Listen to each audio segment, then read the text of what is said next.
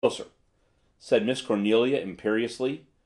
Once more she scrutinized him, and this time there was no doubt of his discomfort under her stare. "Have you had any experience with rubeola?" she queried finally.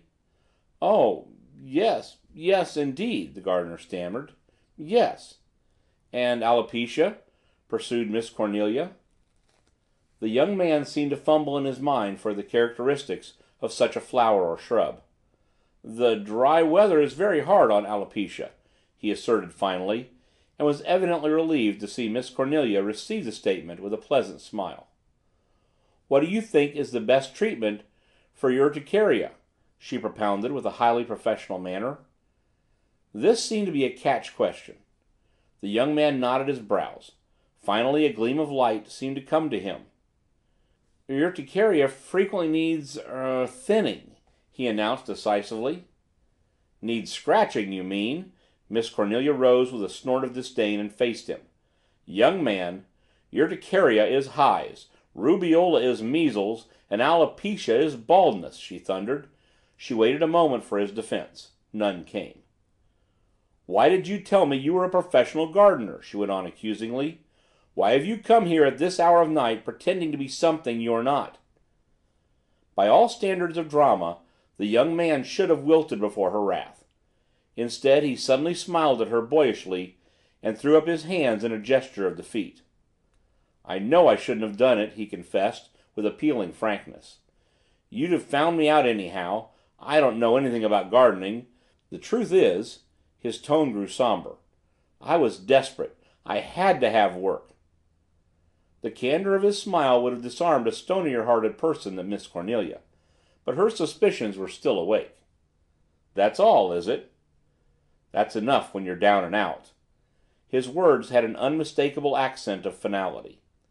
She couldn't help wanting to believe him, and yet he wasn't what he pretended to be, and this night of all nights was no time to take people on trust. "How do I know you won't steal the spoons?" she queried, her voice still gruff. "Are they nice spoons?" he asked with absurd seriousness. She couldn't help smiling at his tone. "Beautiful spoons." Again that engaging boyish manner of his touched something in her heart. "Spoons are a great temptation to me, Miss Van Gorder, but if you'll take me I promise to leave them alone." "That's extremely kind of you," she answered with grim humor, knowing herself beaten. She went over to ring for Billy. Lizzie took the opportunity to gain her ear. "I don't trust him, Miss Neily. He's too smooth," she whispered warningly. Miss Cornelia stiffened. "I haven't asked for your opinion, Lizzie," she said. But Lizzie was not to be put off by the Van Gorder manner. "Oh," she whispered, "you're just as bad as all the rest of 'em. A good-looking man comes in the door and your brains fly out the window." Miss Cornelia quelled her with a gesture and turned back to the young man. He was standing just where she had left him, his cap in his hands, but while her back had been turned, his eyes had made a stealthy survey of the living room, a survey that would have made it plain to Miss Cornelia, if she had seen him, that his interest in the Fleming establishment was not merely the casual interest of a servant in his new place of abode. But she had not seen, and she could have told nothing from his present expression. "Have you had anything to eat lately?" she asked in a kindly voice. He looked down at his cap. "Not since this morning," he admitted, as Billy answered the bell. Miss Cornelia turned to the impassive Japanese. "Billy, give this man something to eat, and then show him where he is to sleep." She hesitated. The gardener's house was some distance from the main building, and with the night and the approaching storm she felt her own courage weakening. Into the bargain, whether the stranger had lied about his gardening or not, she was curiously attracted to him. "I think," she said slowly, "that I'll have you sleep in the house here, at least for tonight. Tomorrow we can the housemaid's room, Billy," she told the butler. And before their departure she held out a candle and a box of matches. "Better take these with you, Brooks," she said.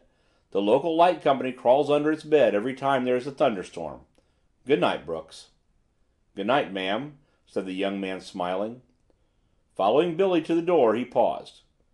"You're being mighty good to me," he said diffidently, smiled again, and disappeared after Billy. As the door closed behind them, Miss Cornelia found herself smiling too. "That's a pleasant young fellow, no matter what he is," she said to herself decidedly, and not even Lizzie's feverish, "Haven't you any sense taking strange men into the house? How do you know he isn't the Bat?" could draw a reply from her. Again the thunder rolled as she straightened the papers and magazines on the table, and Lizzie gingerly took up the Ouija board to replace it on the bookcase with the prayer book firmly on top of it. And this time, with the roll of the thunder, the lights in the living room blinked uncertainly for an instant before they recovered their normal brilliance. "There go the lights," grumbled Lizzie, her fingers still touching the prayer book as if for protection. Miss Cornelia did not answer her directly. "We'll put the detective in the blue room when he comes," she said. "You'd better go up and see if it's all ready." Lizzie started to obey, going toward the alcove to ascend to the second floor by the alcove stairs. But Miss Cornelia stopped her. "Lizzie, you know the stair rail's just been varnished.